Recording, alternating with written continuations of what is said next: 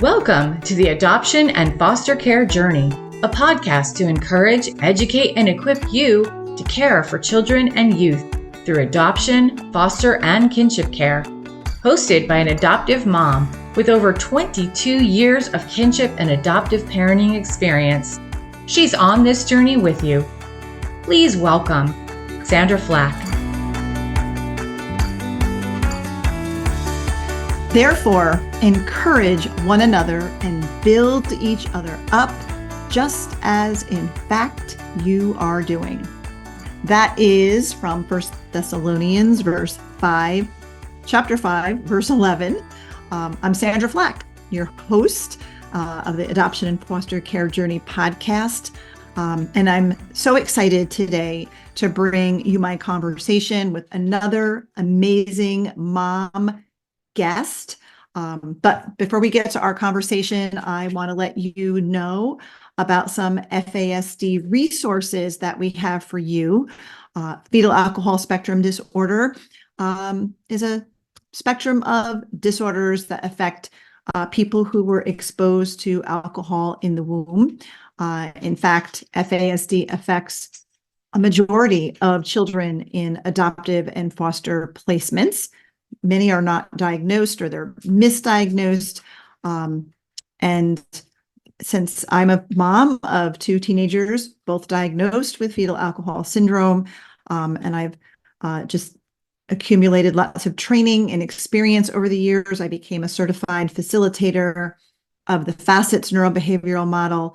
And the more I've learned, the more I am passionate that every adoptive, foster, and even kinship caregivers must have an understanding of FASD as a brain-based whole body disability and have that education and understanding. And I recently had the opportunity to work with the folks that focus on the family. I wrote a cornerstone article, an in-depth article about FASD, and then went out to Colorado Springs with the focus on the family folks and recorded some video modules that accompany that article. It is on their Wait No More website and they have a YouTube channel as well. But you can also find a link to it and more information on my personal website, which is sandraflach.com. So I hope that you will check it out. There is a link to that website and that article right in the show notes for this podcast. So I hope that you will look at that. And I also would love for you to check out another vital FASD resource we have for you. Natalie Vecchione of the FASD Hope podcast and Sandra Flach of the Adoption and Foster Care Journey podcast would like to invite you to join their Hope for the FASD Journey, a virtual support community for parents and caregivers raising individuals with an FASD, diagnosed or not. This faith-based community includes an online bi-monthly support group, a monthly VIP conversation, and a private Facebook group which includes a video devotional from Natalie and Sandra every Saturday.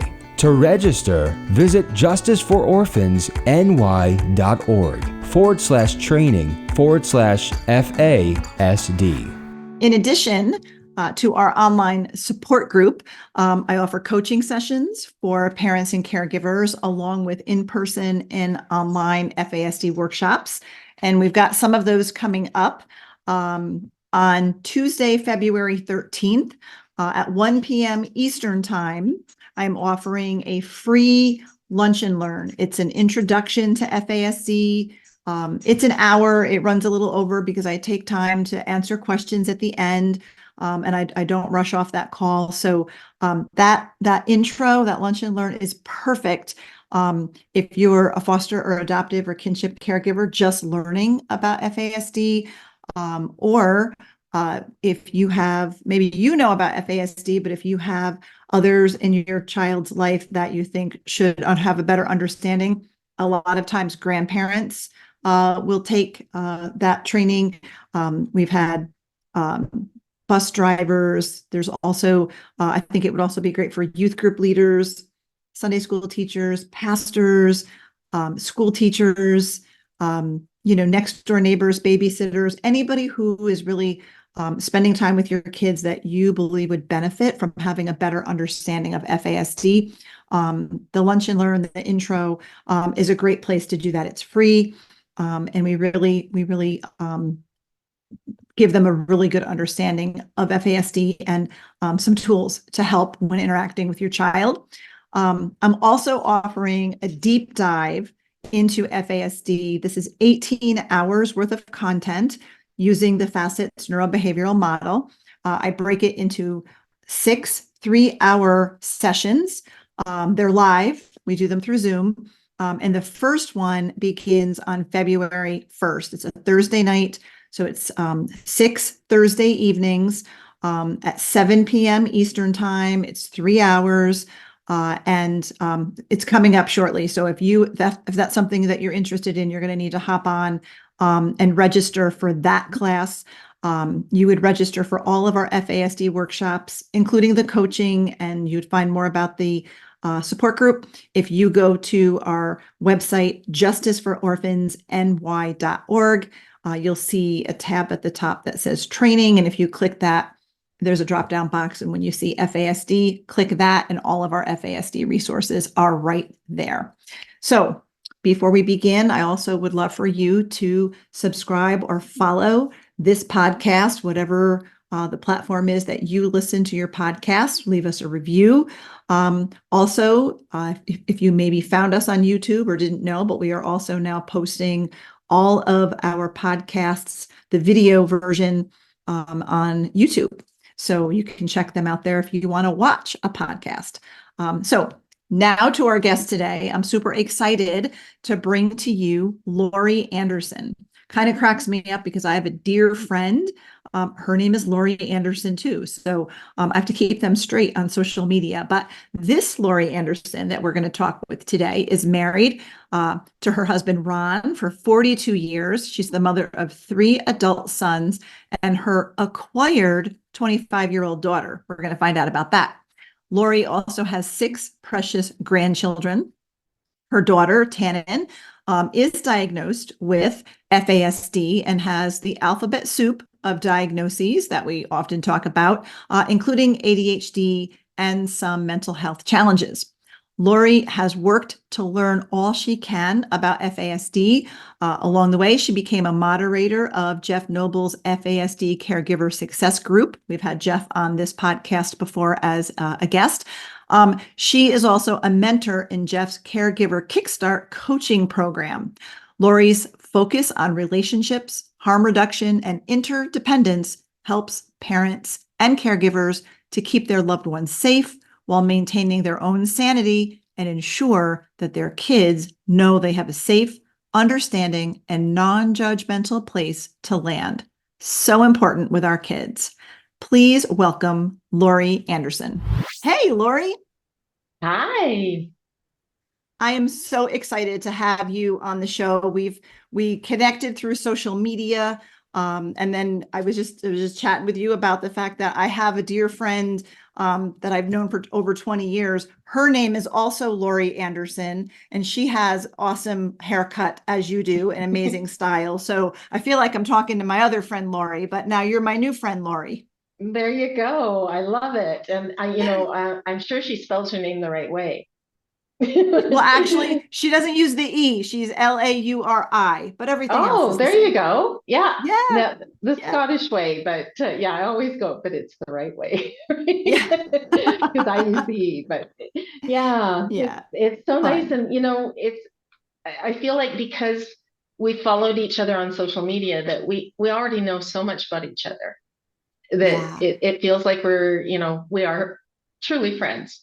So Yes, same here. But I do want to get to, so our listeners will know. So in your introduction, I mentioned that you have an acquired daughter. Can you explain what that means? Sure. So I met my daughter Tannen when she was in grade 1, and I was matched as her in-school mentor.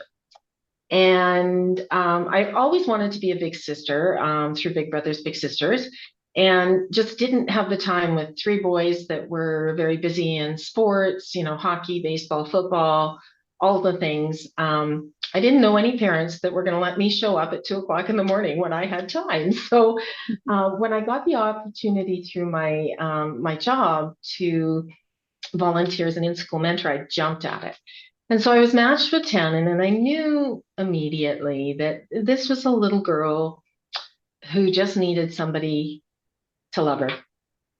Not because I was supposed to, not because she was blood related, not because of any reason other than she existed. She came from a family that was struggling. They, poverty, domestic violence, intergenerational trauma. She's Indigenous. Grandparents were residential school survivors. And, I didn't know all of that at the time, but I knew that she needed somebody, right? It just was this intuitive. And, she was this little shy girl.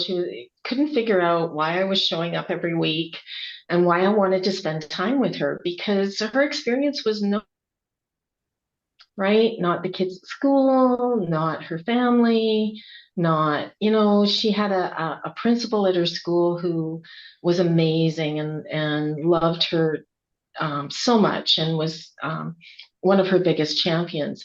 But for the most part, there was this little girl who was on her own. So we were matched in grade 3. She was taken into care for the first time that I was aware of. And at the time, I worked for Children's Services, and the crisis unit was across the alley from my building. And I actually my office looked over the alley, and I could see the windows into the crisis unit. And I couldn't go see her. I couldn't let her know that it was going to be okay, that I would find her, because in-school mentors can only have contact in school. Wow. So I called our caseworker and I said, we need to move this match. I need to be her big sister. She needs to know that there's somebody out there who's going to find her no matter where she goes. And so we did that. By the time that was all finished, she and her 3 brothers were back with her biological mom, but they were still struggling. They were, mom didn't know how she was going to make ends meet, and it was hard. So I would pick her up every week and we would go do something. Often it was I would take her to eat because she hadn't had breakfast or lunch, or she would sit there and she would eat a very small portion of whatever I got her. And I'm, finally said to her, I said, honey, you know what? I'll make you a deal. You eat all your food and we'll go buy something for your brothers. You can take something home for them and your mom. And she's like, really? And I'm like, yeah. So, we started doing that, and I would take her out beginning of school year. And because she had 5 brothers, she only got boys hand-me-downs, right? Mm-hmm. So she'd never had a skirt. So I'd take her shopping before the start of school because she wanted to start school wearing a skirt. I taught her how to knit. Well, we practiced knitting. I don't know that I could say she learned, but we would do that. I had asked boys and girls for a little girl match, and I wanted some pink in my life, and I got a little girl who walked like a boy, talked like a boy, moved like a boy, because that's who her influences were, right? And so, she loved my nails. I always get my nails done. So I would paint her nails, and we would, go for hot chocolate and to movies. And, we did a lot of activities. Bigs, as I call them, gets you lots of free tickets to different events. So we went to hockey games and baseball games and concerts. And because I worked for Children's Services, I learned to be an advocate for her, because there was nobody speaking up for her. So she was reunited with mom, and then probably about 8 months later, things were not going well, and the kids were taken into care again. And this time it was permanent. And so I would, connect with her caseworkers, find out where she was. They moved from an emergency placement to, a temporary placement, and then finally into, foster care. And her foster placement wasn't great, right? Mm. It was, a mom who was not really interested in accommodating, and everything in that home was focused around church or chores. So they didn't do anything social unless it was related to the church. She wasn't allowed to play baseball or basketball or do, soccer or any of those things. And she was put into activities that she didn't do well at, you know. She loved to sing, but she couldn't follow the instructions. So choir was a chore. It wasn't fun, right?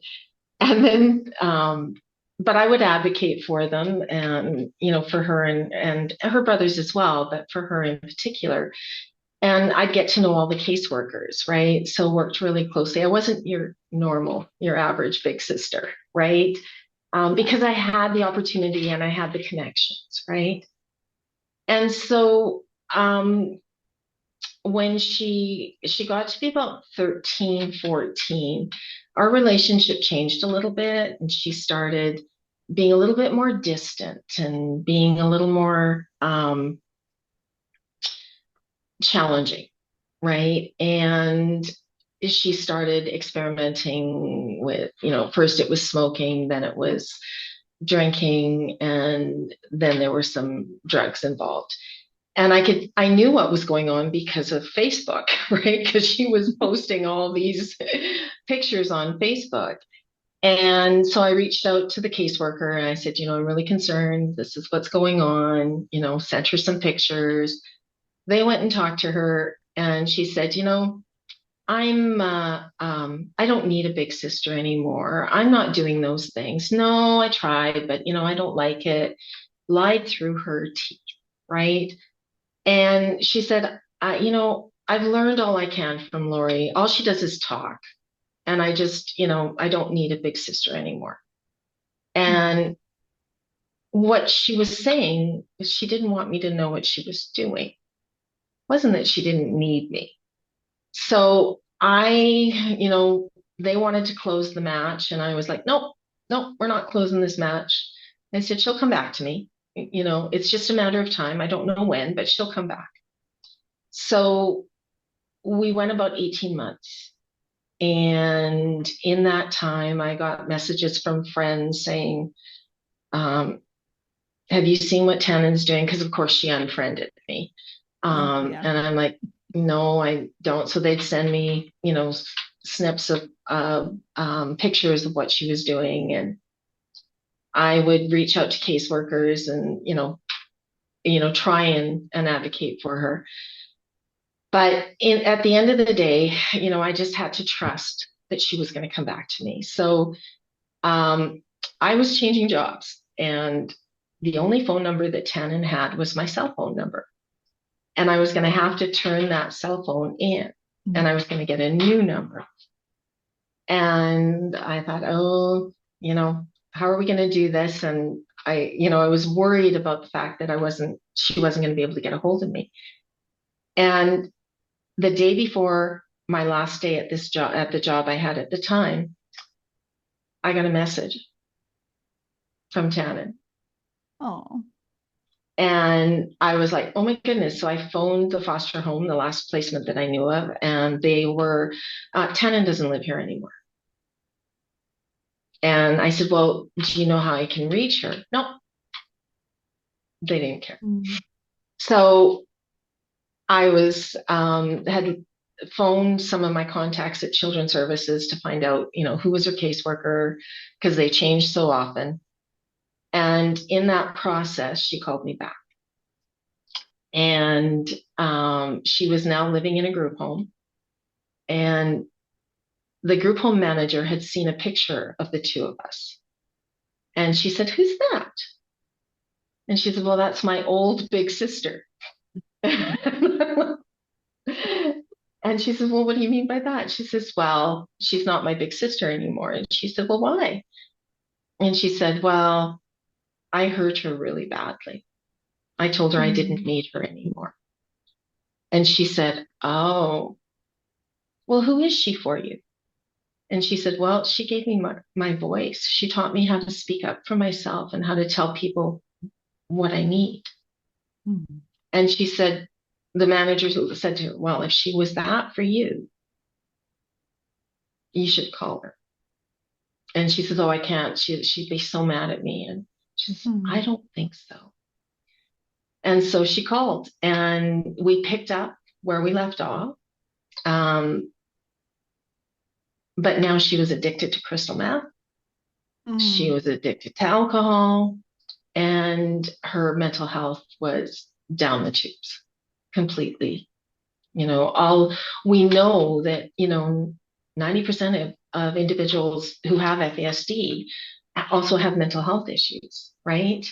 And without supports, and she hadn't had any supports in that time. So, they were trying, but they weren't FASD informed support. So, so we picked up where we left off. And I started, I reached out to her caseworker immediately, and, we set up meetings, and they started inviting me to their meetings at the group home because I knew her better than anyone, right? I could give them insights that they didn't have and that Tannen couldn't give them. And as she was getting closer to aging out of care, they asked me if I would become her legal guardian and trustee. It was a natural transition because I was the one. And so I talked to my family. They all, the boys and my husband said, "Well, you're already doing it. Why not do it with the authority that you should have?" And so I did. And, it was a lengthy process, but we finally got through. When she turned 18, the government started treating me as if I was the legal guardian, even though I hadn't legally gotten the authority yet. And we worked together. The first thing I did was I got her into treatment. And, we got her into an Indigenous treatment program. They kept her safe for 4 months. Again, wouldn't accommodate FASD, wouldn't, she was 18 going on 8, right? But they expected adult behavior. And it was like, sorry, she can't do that. But they kept her safe for 4 months. So she's been clean of crystal meth for 7 years, 4 months, 24 days. Alcohol has proven more difficult. So we're struggling with that. She's just agreed to go into another treatment program. We have one here in Alberta that I am so pleased about because it's for women who have FASD. Oh, wow. The only one, I think, in Canada that is focused, has that FASD and trauma lens. So we're on the wait list, and she will hopefully 2 to 3 months, and she'll be in the program. It's a 42-day program, but she can stay as long as needed. And they actually had one woman who was there for 2 years. Wow. So their focus is for pregnant women, and that's who gets first priority. But I am really, really excited that she wants this now, and she's willing to take this step. So we're doing all the things, right? But so she became, immediately she started calling me mom. She says, "What do I call you?" And I said, "You can call me whatever you want, But she calls me mom. She, for all intents purposes, she is part of our family. And in December, we applied for her to change her name. Her biological dad is around. Bio mom passed away 12 years ago. Bio dad, I also believe, has FASD, as did mom, undiagnosed. Wow. And he struggles with how to be in relationship with Shannon. He's abandoned her 3 or 4 times now, and he's a little scared of me because he knows he has to go through me to see her, and I won't let him do what he's done in the past. So we don't have a relationship. I don't know if she ever will. And her last name was a trigger for her, right? So it just reminded her that, he was part of her life. And so we applied. I wanted her to keep her Indigenous name or culture and, stay with that. So what we did is hyphenated our last name with her biological mom's maiden name. So she is now Tannen Red Crow Anderson. And Wow. we gave her, we got all the, her new birth certificate and the change of name forms just before Christmas. So I wrapped them up, framed them and wrapped them up, and I gave them to her for Christmas. And it was the last thing that she opened. And it was very emotional for all of us. And she's just so happy that she yelled out, "I'm an Anderson now," right? It was so, we haven't legally adopted because I don't want her to lose her Indigenous culture. I don't want her to lose all of the supports that she's entitled to as an Indigenous person. And so I'm really connected to an aunt and some family in Saddle Lake, her reserve. And so we stay connected. We do all of those things. But they are very appreciative of what I do for Tannen and treat me as family as well. So it's been an awesome journey, and the boys call her sister, and when she made this announcement Christmas morning and unwrapped the birth certificate, I was so proud of my boys because they all came, and she was sitting on the floor, and they all came down. They got down on her level, one-on-one with her, and said, "Show me this. Let me see this." And my one son looked at her and said, "Well, it's about time," right? And they, they love her to pieces. They worry about her. And, it's really cool. My husband, she calls Pops. He struggles because he's in his 70s, and he struggles with the shift in, parenting. And he's slowly coming around, but they have the cutest relationship because my husband's also neurodiverse. He suffered, he was an RH baby when he was born, and so he wasn't just a blue baby, he was black, so clearly lack of oxygen. And but never accommodated, never treated as brain-based, right? And so the more I learned about Tannen and FASD, the more I looked at my husband and went, "Oh my goodness, I have been living with neurodiversity my entire life," right? And our youngest son has ADHD and Tourette's and anxiety.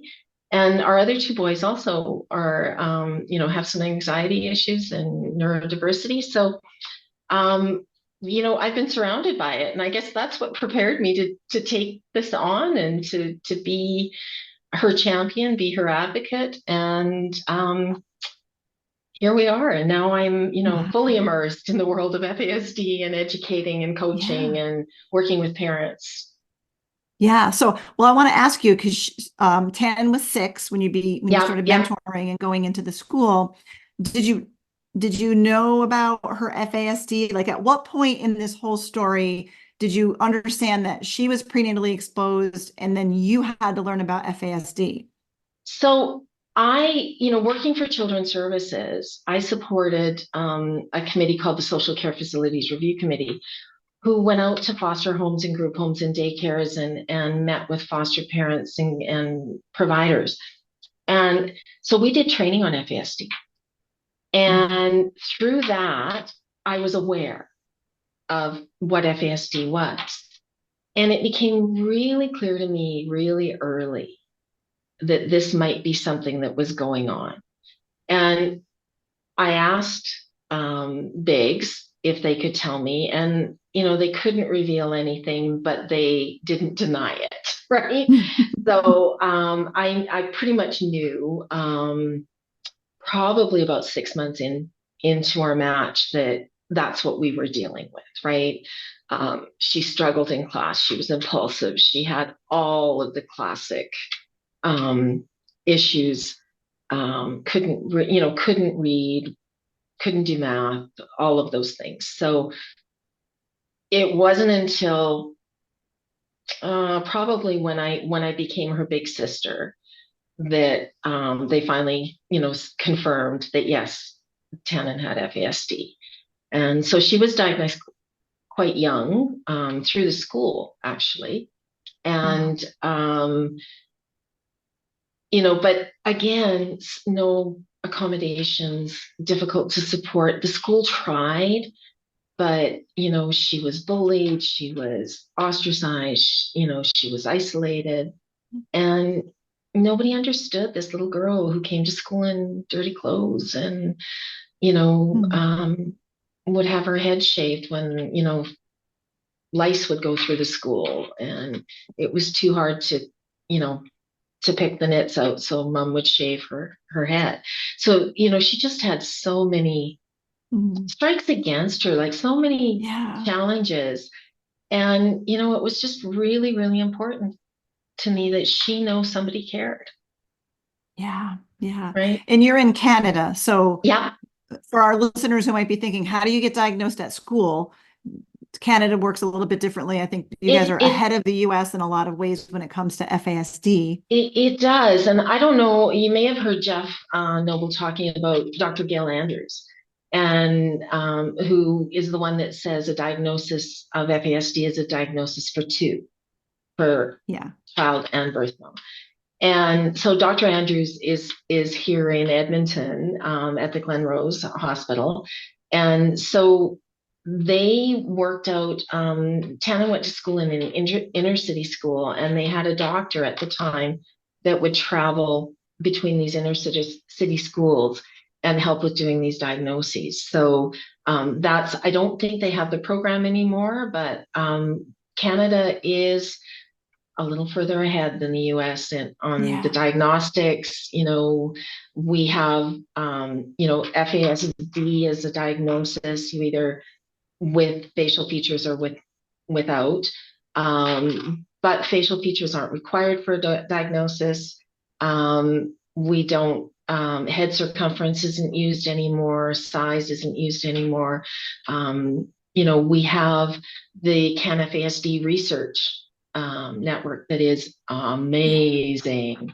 They've just come out with the mental health toolkit that for service providers, and it's fantastic. They've got so many resources and are doing such amazing work in the field of FASD. So we're really lucky to have, Dr. Mella, who's done the first medication algorithm.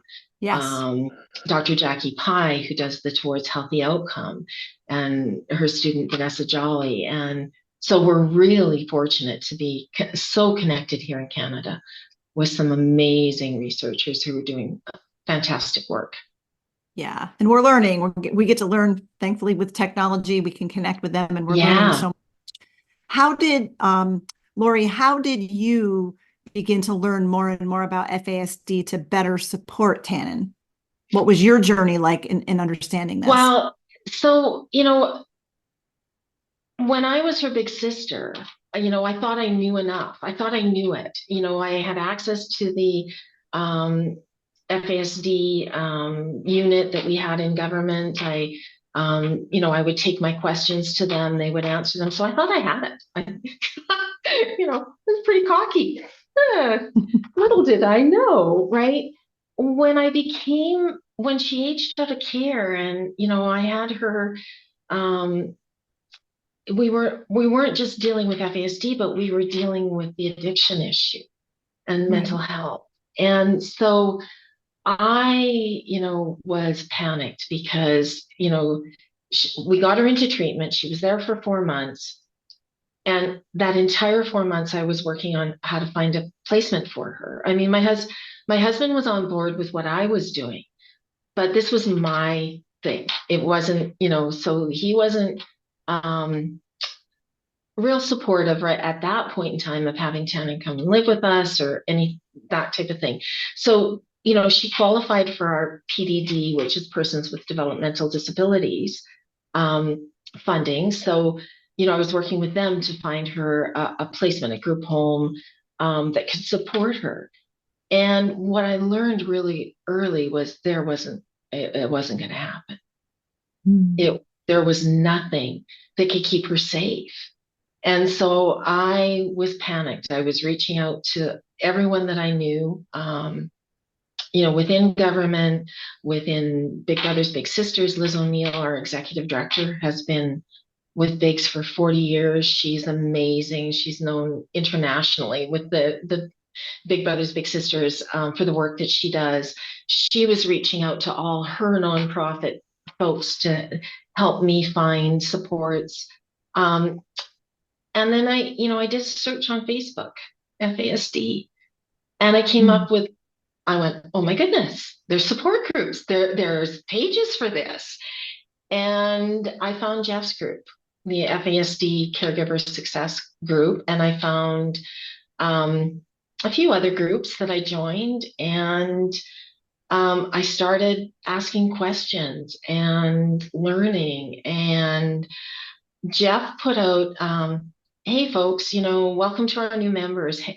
I'm really interested in knowing what caregivers need and what they, are missing. So if you're interested in talking to me, drop me, send me your phone number, and I'd really like to call you. So I was sitting out at our cottage. We have a cottage out at not too far from where we live, on a lake, and I was sitting out at the cottage and my phone rang and I didn't recognize the number. And I thought, I don't know who this is, right? So didn't answer. Sorry, Jeff. He left a message and I went, oh my God, it's Jeff. So I phoned him right back and he was like, oh, you were screening my calls. And I'm like, no, I just anyway. So we spoke for like an hour and a half about the challenges and what we were doing. And, it was really cool. And so I just became more and more and more involved in his group, shifting the paradigm, all of the FASD groups that I could connect with, right? And started to get to know parents, right? And developing relationships. And probably a year in, I got a call from Jeff and he said, we really love the way you connect in our group and interact with all our members. Would you be interested in being one of my moderators? And so I started doing that. And then I decided, I need to do his caregiver kickstart. And that's when things really changed for me. Understanding the brain domains, the research that's being done, understanding can't, not won't, understanding symptoms versus behaviors. Yeah.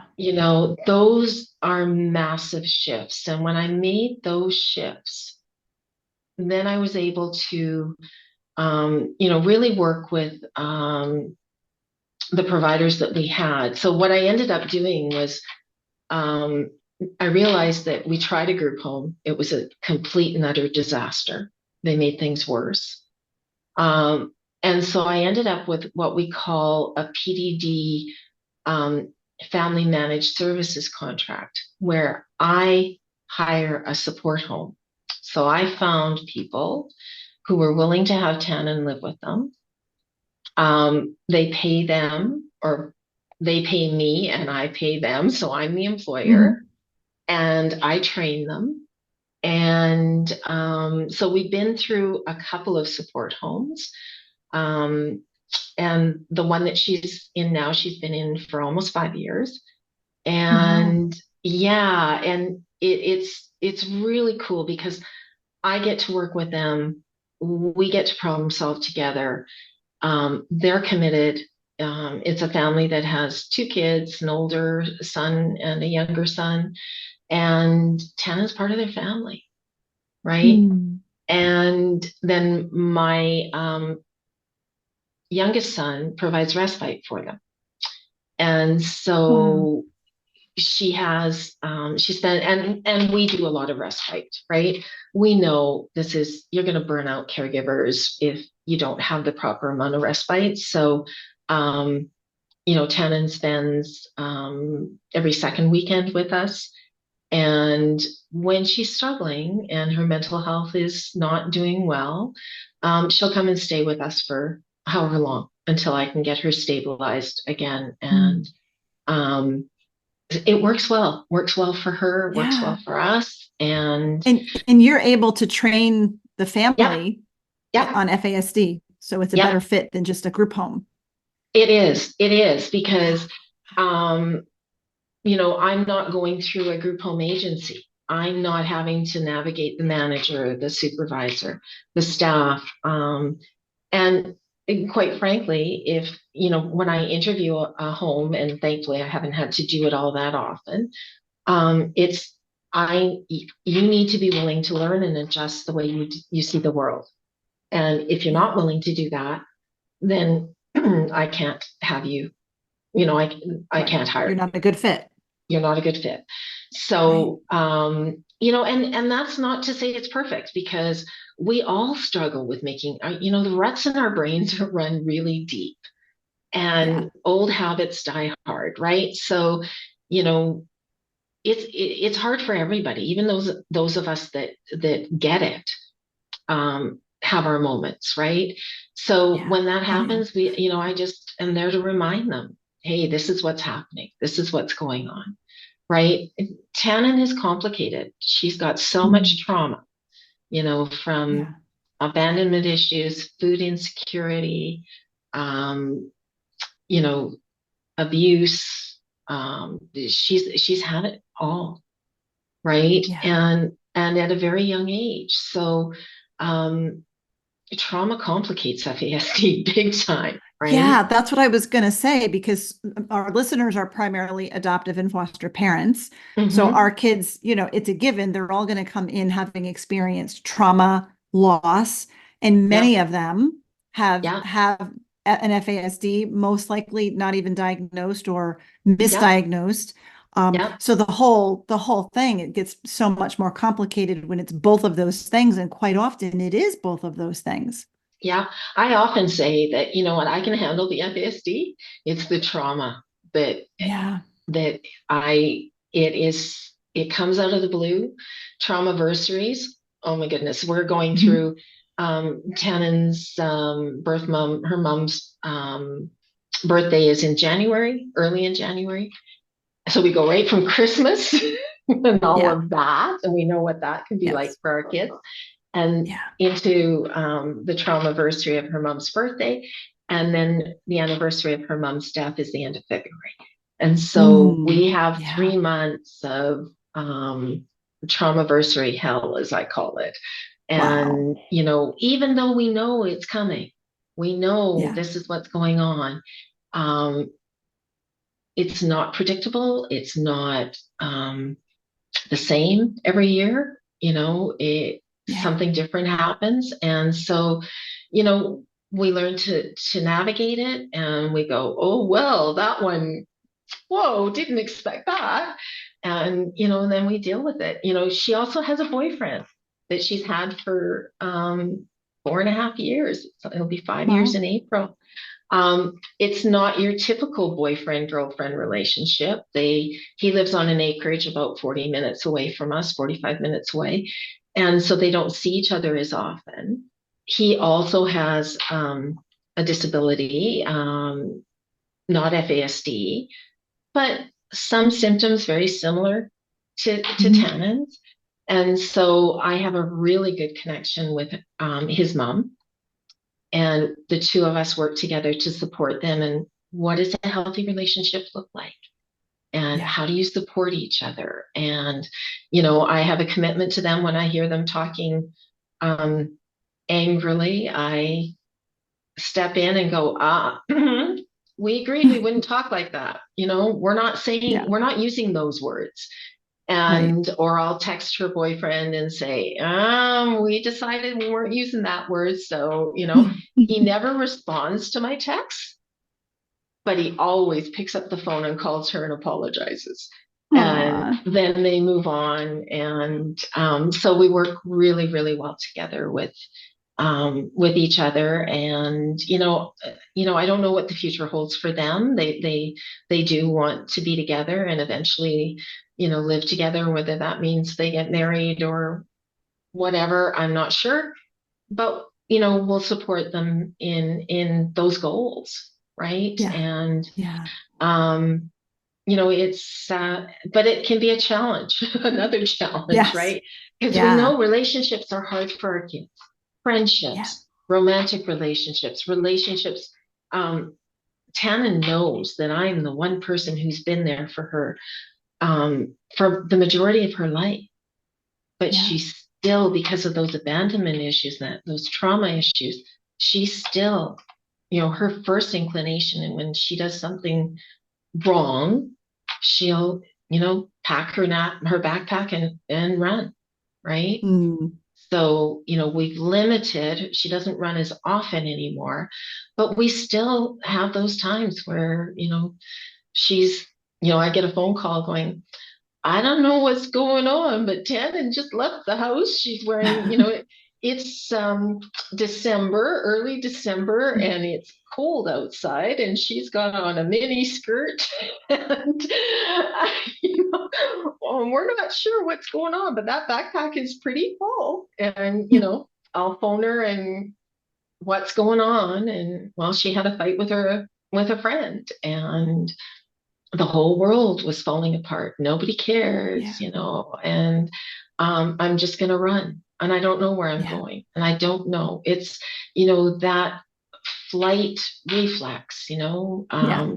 when they go into their amygdala and they're in that, lizard brain where they're just reacting.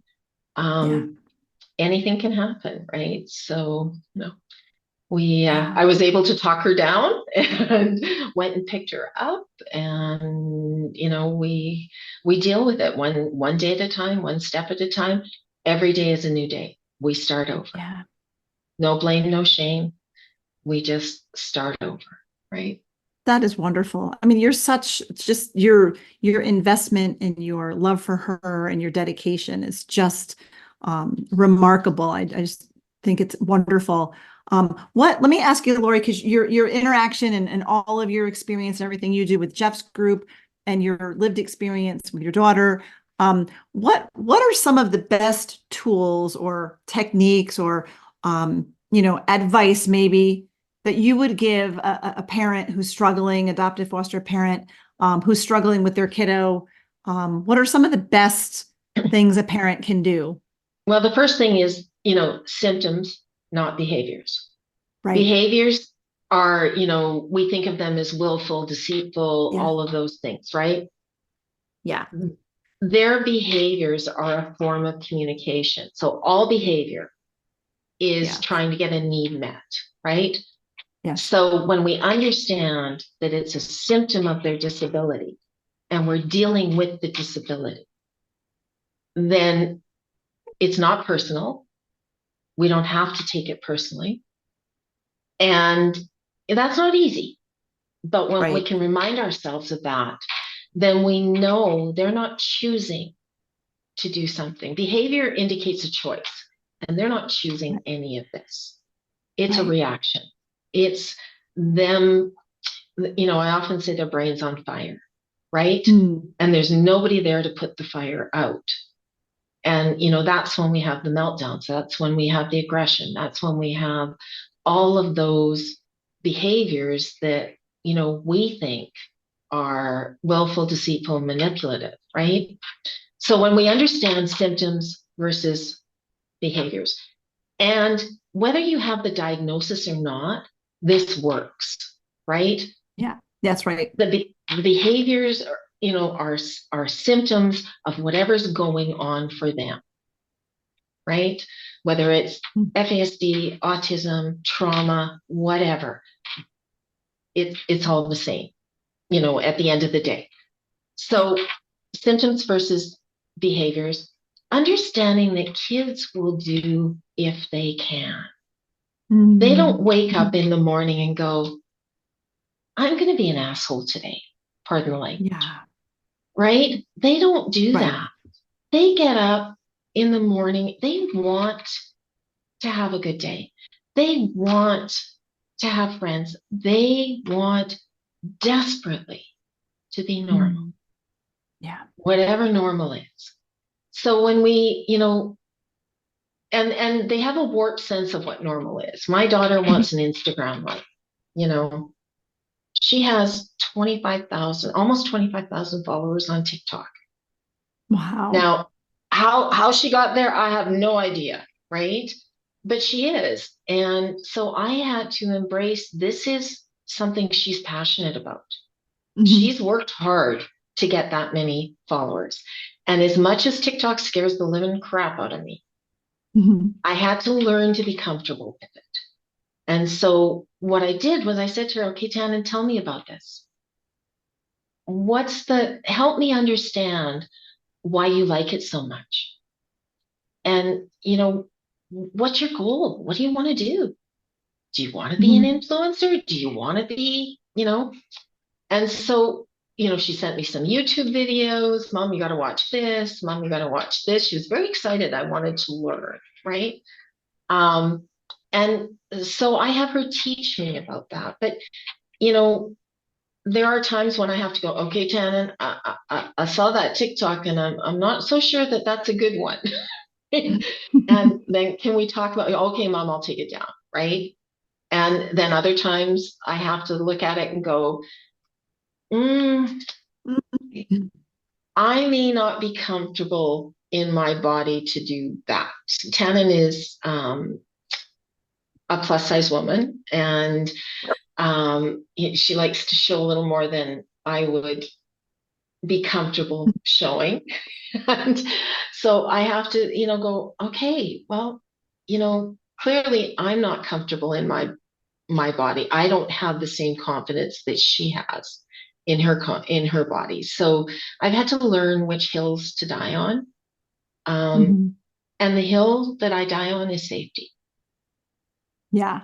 First and foremost. Everything else is negotiable, right? Wow. So so adjusting, understanding there's going to be values clashes, right?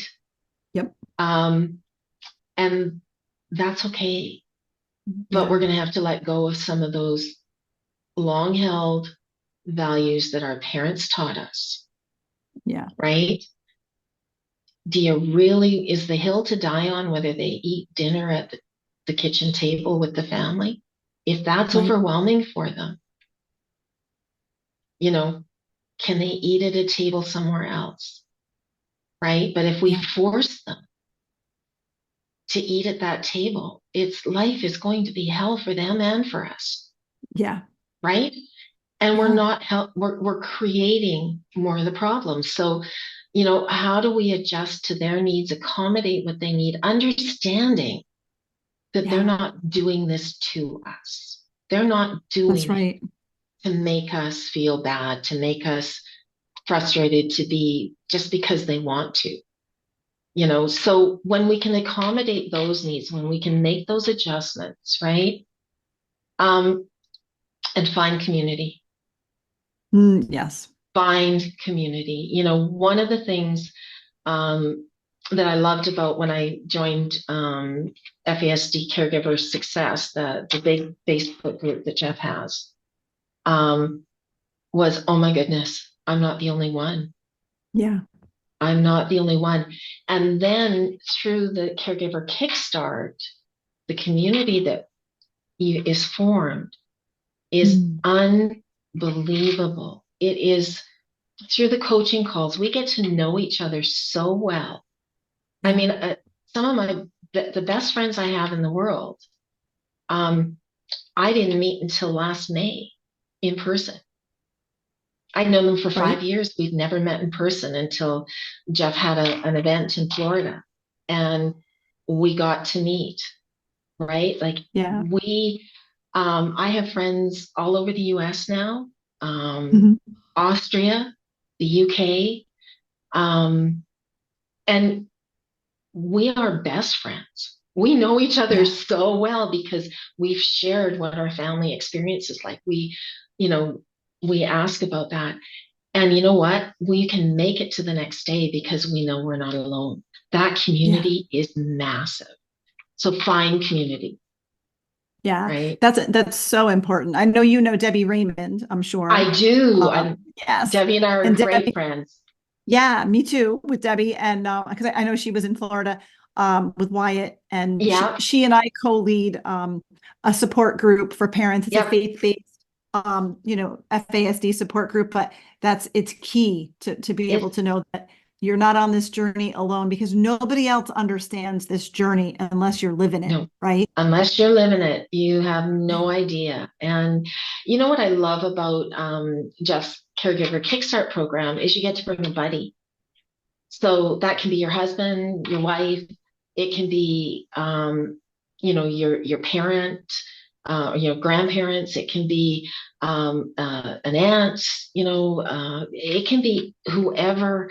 We have some where it's actually a teacher at the school or a caseworker at the school, right? Like, so it's building community. It's building that support network that you need, right? It's so cool.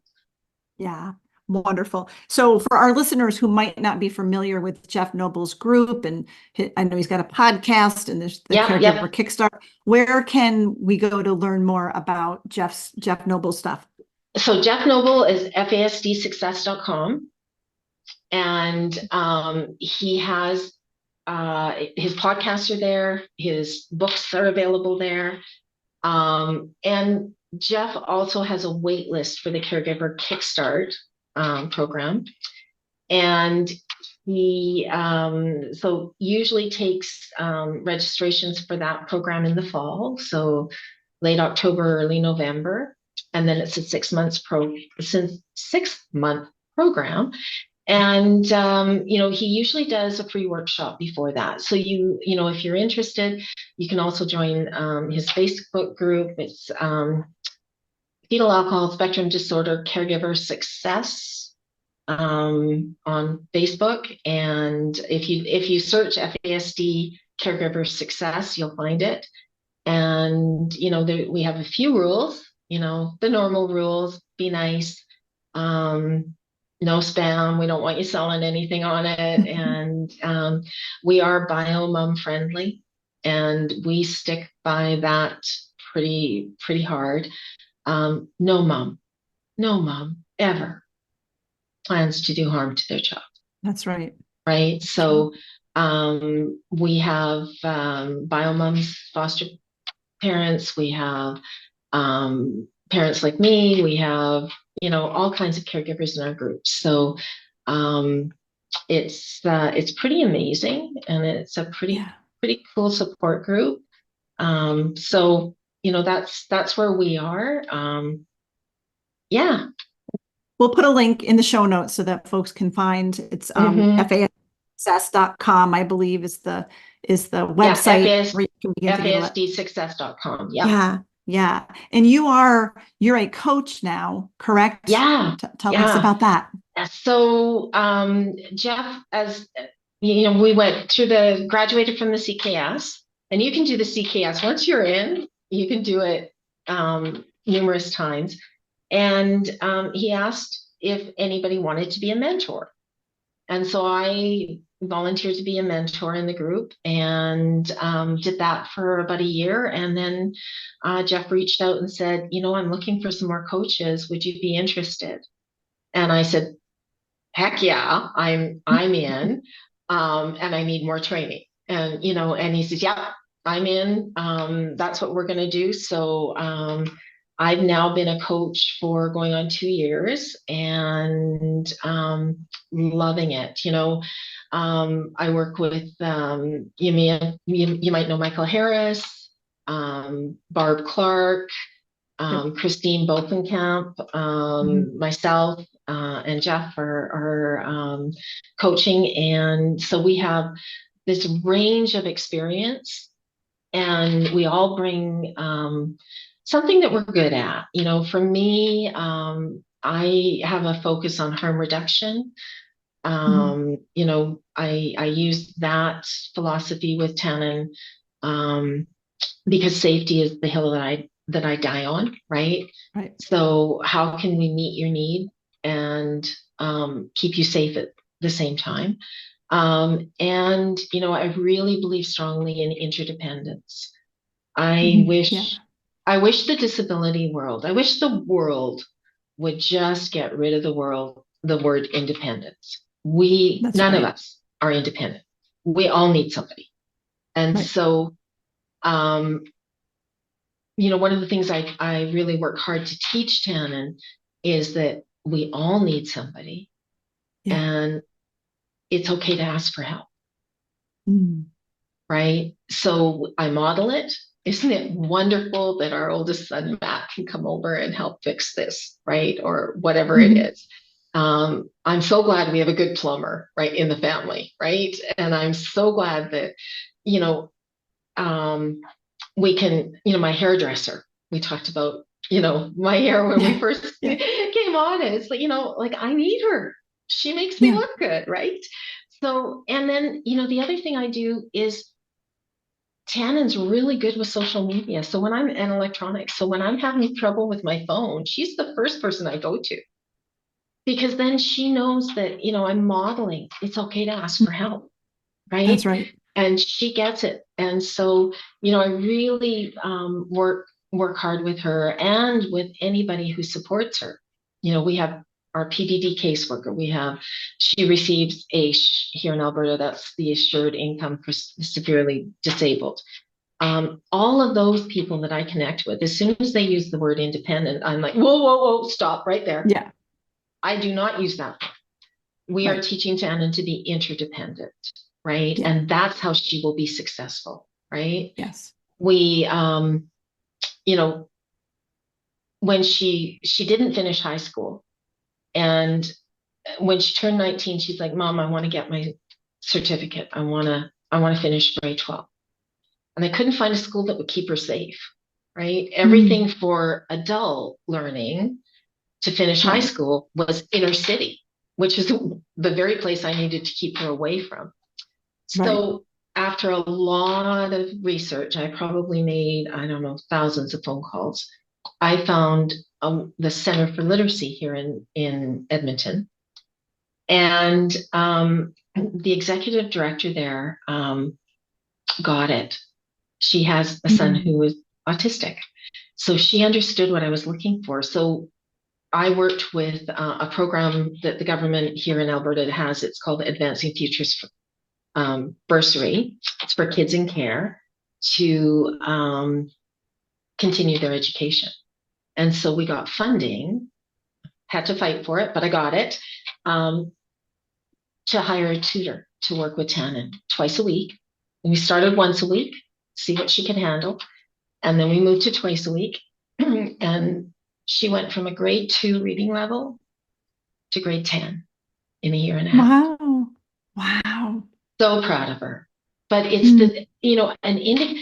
that one-on-one, being able to work with somebody, just the two of you, made all the difference in the world. And then we started, worked on math, still struggles with math and money. We'll always need help with money, I believe. Yeah.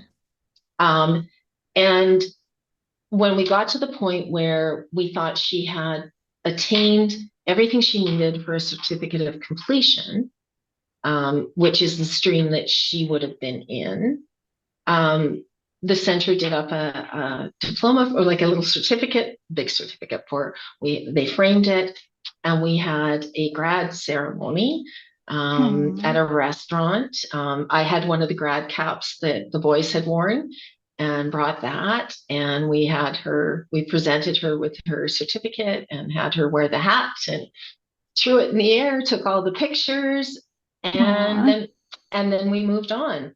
And she did her level 1 childcare certificate with her tutor, and she completed that in October.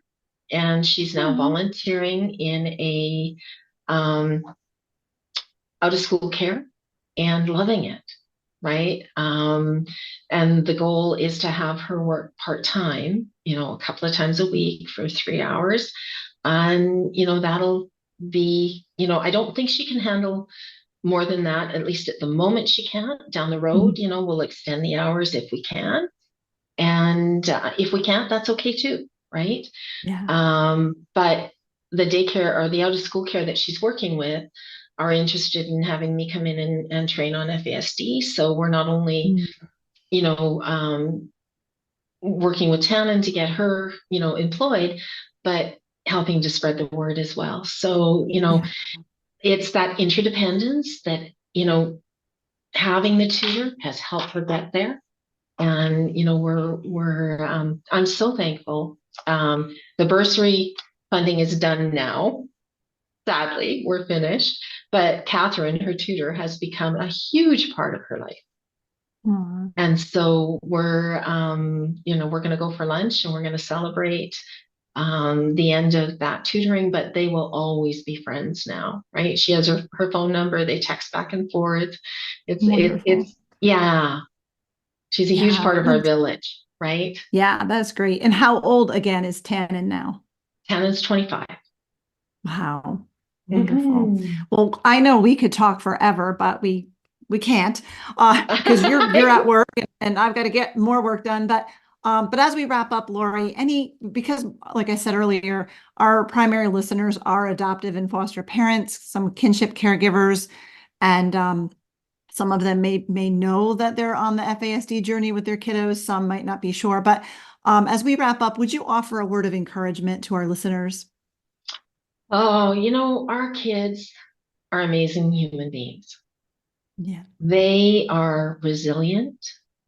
They are some of the most loving, most talented individuals on the planet. And when we can accommodate them and understand that they're not doing to us, they can do amazing things. They can go places that we never imagined. There's so many out there, such good role models, Maggie May, RJ Formanek, Amanda Burley, who Jeff worked with. They've done so many amazing things with their life. Rebecca Toulouse, right? Amazing human beings. And they can get there when we can accommodate their needs. And so just, love them, make that adjustment, understand it's symptoms, not behaviors. And, and I want to say thank you, right, to all those adoptive parents, because these kids are not easy and they didn't choose this life, right? I've often said that our kids live with the consequences of FASD every moment of every single day of their lives. Yeah. And, we can't consequence. Consequencing is not going to cure brain damage. No. That's right. So, when we can have that empathy for them and understand just how hard it is for them, and yet most of our kids wake up every morning with a smile on their face and they want to do good. Now, the smile might not last long, but they do. They want to do good. So keep up the good fight. Keep learning and find community. We're here for you. That's right. That's right. Oh, thank you so much, Laurie. I just appreciate your story and all that you're doing for Tannen and for everybody in the FASD community. So grateful for all that you're doing, and thanks for being on the show. Well, thanks for having me, and thanks for doing your podcast and for spreading the awareness and for helping so many parents to become educated and get the tools that they need to not only survive but thrive as parents. And it's our community is small, but we're mighty. We're doing amazing things, and we're going to do even more. Yeah. Amen to that. Thanks so much. Thank you.